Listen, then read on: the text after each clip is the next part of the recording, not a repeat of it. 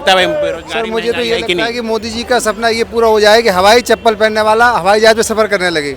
बस जिस दिन वो सपना पूरा हो जाएगा हम समझेंगे देश हमारा विकसित हो गया। डबल इंजन की सरकार है, भारतीय जनता पार्टी के योगी आदित्यनाथ जी की सरकार है। डबल इंजन में तो ज्यादा पावर होती है ना। क्या ये बड़ी हुई है कि उनको 5 किलो की जगह 10 किलो मिलने लगा है एक महीने में, तो ये उनकी इनकम हुई है। बोलेंगे भाई साहब कुछ हुआ देश में?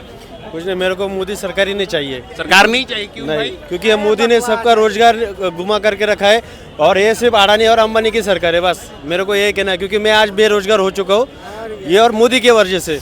मैं एक नेशनलाइज कंपनी में था, मल्टीनेशनल जनरल मोटर्स बोल के, उन्होंने मेरे को निकाल दिया है और हम 2.5 साल हमने कानूनी कार्रवाई लड़ी और हमारे महाराष्ट्र गवर्नमेंट से आया हूँ, मैं महाराष्ट्र से हूँ, तो यहाँ वहाँ पे बेरोजगार कर दिया है हमारे लोगों को। और दूसरी बात, वहाँ पे लोगों को उन्होंने एक ऐसा कानून बनाया है कि अभी लोग कंपनी के खिलाफ जा ही नहीं सकते, यानी जो प्रशासन है वही सिर्फ अभी सब चलाएगा, बस आम आदमी कुछ नहीं करेगा। मैं बता देता हूँ आपके चैनल को, ये भाई साहब बिल्कुल सही कह रहे हैं। अभी लेबर कानून आया है, पहले क्या मिलता था 8 घंटे के बाद ना ओवर टाइम मिलता था, अब वो खत्म कर दिया है। अब वो बीजेपी सरकार ने खत्म किया है। वो बीजेपी गवर्नमेंट ने खत्म कर दिया, ओवर टाइम नहीं मिलेगा।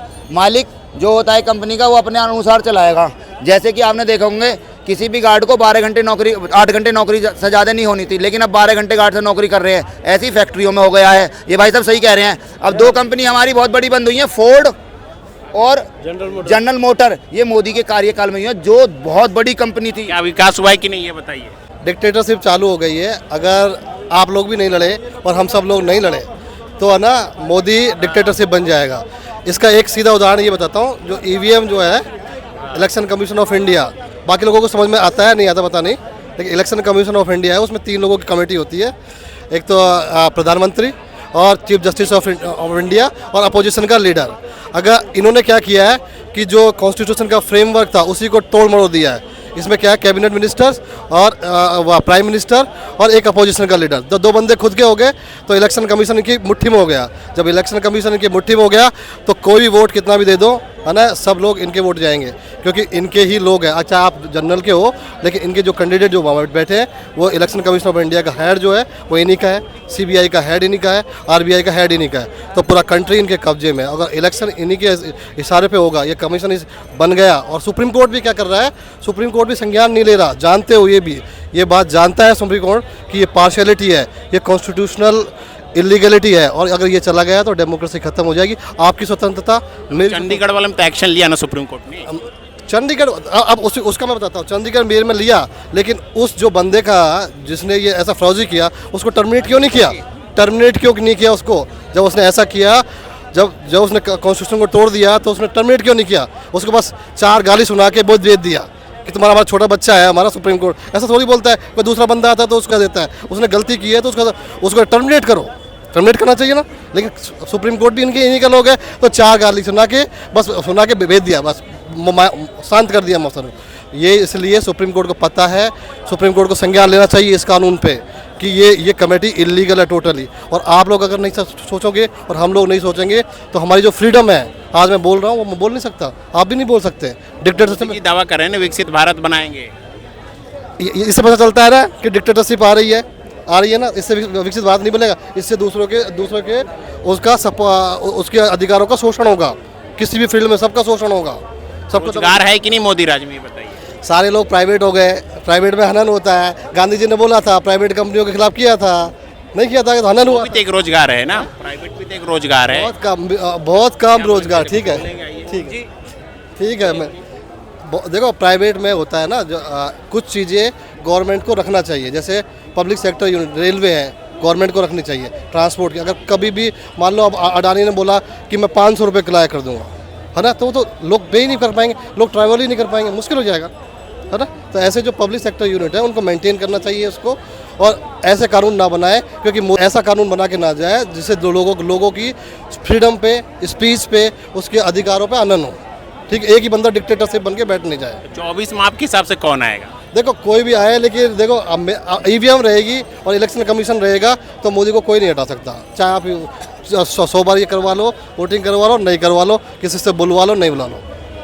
वही आएगा। महंगाई है कि नहीं मोदी राज में? महंगाई के क्या है? ऑब्वियसली 60 से 60 रुपये डॉलर से 100 हो गया, 400 का सिलेंडर 1100-1200 का हो गया, अभी 1200 कर दिया ना। अभी राजस्थान में मोदी बोल रहा है कि 450 का कर दूंगा, झूठ बोल रहा है ना। 1500 का करेगा वो, 1500 का करेगा। अगर सर नहीं अब सरकार आ गई ना, सरकार आ गई तो 1500 का 1600 का होगा, 2000 का भी हो सकता है। ये कुछ लोग तो कह रहे कोई महंगाई नहीं, जिस तरह से महंगाई है उस तरह से आय भी बढ़ी है लोगों की। आय नहीं इतना नहीं बढ़ी, देखो कुछ लोगों की बढ़ी है, लेकिन बाकी लोगों की 90% लोगों की आय नहीं बढ़ी है। क्या बोलेंगे भाई साहब, महंगाई है कि नहीं?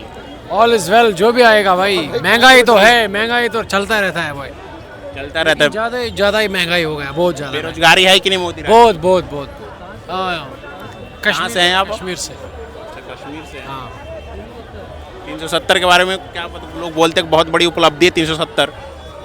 भाई सर बेरोजगारी मुझे तो महंगाई ये है कि लगता है नहीं? कि मोदी जी का सपना ये पूरा हो जाए कि हवाई चप्पल पहनने वाला हवाई जहाज में सफ़र करने लगे। बस जिस दिन वो सपना पूरा हो जाएगा हम समझें कि देश हमारा विकसित हो गया। बस अभी यूपी में पेपर जो लीक है उस पर क्या बोलेंगे? पेपर लीक हुआ, उस पर कंट्रोवर्सी है, बहुत ज़्यादा कंट्रोवर्सी है।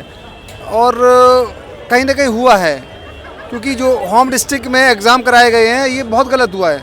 होम डिस्ट्रिक्ट में एग्ज़ाम नहीं होना चाहिए, लोग जाके अपना सेटिंग बना लेते हैं, गलत हुआ ये। महंगाई है कि नहीं ये बताइए? महंगाई तो सभी मानते हैं, महंगाई सभी मानते महंगाई हैं, है। सभी मानते हैं महंगाई है। लोग कह रहे हैं ना जिस तरह से महंगाई बढ़ी उस तरह से लोगों की आय भी बढ़ी, दुगनी हुई है अब आय। लोगों की आय ये बढ़ी हुई है कि उनको 5 किलो की जगह 10 किलो मिलने लगा है एक महीने में, तो ये उनकी इनकम हुई है, इससे उनका रोज़गार चल रहा है, पेट भर रहा है, ये है। क्या क्या क्या बोलेंगे भाई साहब, विकसित भारत बनेगा कि नहीं ये बताइए? विकसित भारत कहाँ बन रहा है? देश बर्बाद हो रहा है। भारतीय जनता पार्टी ने सारी चीज़ों के ऊपर कब्जा किया हुआ है। विकसित भारत थोड़ी है, देश को बर्बाद कर रहे हैं मोदी जी। आपको नहीं लगता क्या कर रहे हैं? यूपी पुलिस का पेपर लीक होता है, एसएससी का पेपर लीक होता है, सीटेट का पेपर लीक होता है, और एजेंसियां उसका एग्जाम लेती हैं वो बोलती है पेपर लीक का फर्जी फैलाया जा रहा है। उन एजेंसियों के ऊपर कार्रवाई करनी चाहिए यूपी गवर्नमेंट को। डबल इंजन की सरकार है भारतीय जनता पार्टी के योगी आदित्यनाथ जी की सरकार है।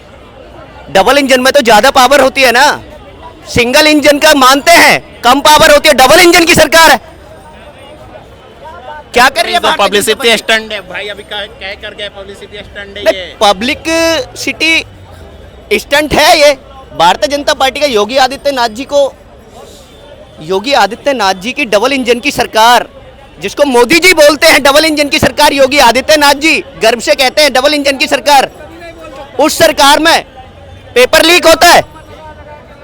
क्यों पेपर लीक हुआ? किस लिए पेपर किस लिए लीक हुआ? कह तो रहे हैं तो पहले भी होता था, पहले कहाँ होता था? इतने पेपर लीक होते थे? SSC staff selection commission central level का एजेंसी है, उसका पेपर लीक होता है। एसएससी का पेपर लीक सुना था आपने कभी? ओएमआर को बंद करके ऑफलाइन स्टेटस को बंद करके ऑनलाइन लाने वाला डिजिटल इंडिया के अंदर नरेंद्र मोदी जी क्या कहते थे? डिजिटल इंडिया बनाएंगे। देश के अंदर ऑफलाइन को बंद करके ऑनलाइन लेके आए। ऑनलाइन का पेपर लीक हो गया। क्यों? ऑनलाइन में तो सारा सेफली होता है ना, इन्होंने तो ऑफलाइन से भी खराब कर दिया सिस्टम। भारतीय जनता पार्टी ने देश के अंदर बेवकूफ बनाया हुआ है। आप देखिएगा पुलवामा की जांच, पुलवामा 46 सीआरपीएफ के जवान शहीद हुए और उन जवानों को लेके इन्वेस्टिगेशन नहीं की भारतीय जनता पार्टी ने। क्यों नहीं कराई? क्यों नहीं कराई उनकी इन्वेस्टिगेशन?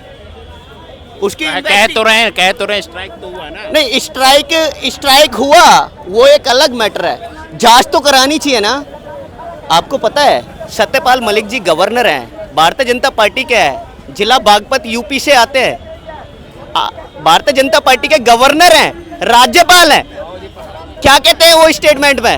उन्होंने कहा मैंने मोदी जी से कहा पुलवामा की जांच कराओ, लेकिन मोदी जी ने कहा कि नहीं मलिक साहब आप बैठिए, शांत रहिए, शांत रहिए। सेकंड स्टेटमेंट क्या आती है मलिक साहब की, गवर्नर साहब की स्टेटमेंट क्या आती है सत्यपाल मलिक जी की, कि अगर जांच हो जाती पुलवामा की तो होम मिनिस्टर को पद से इस्तीफा देना पड़ता, होम मिनिस्टर को पद से मजबूरन इस्तीफा देना पड़ता। फर्स्ट डिफेंस सीडीएस जिसका 2016 के अंदर गठन हुआ था, chief defence of staff general Bipin Singh Rawat, के लिए सीआरपीएफ के बहुत जवान बड़ा इल्जाम लगा रहे हैं आप। सीआरपीएफ के जवान, इल्जाम नहीं है, ये सत्य है। जांच क्यों नहीं कराई इन्होंने?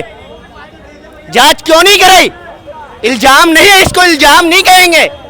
इसको आप इल्जाम कैसे कह सकते हैं?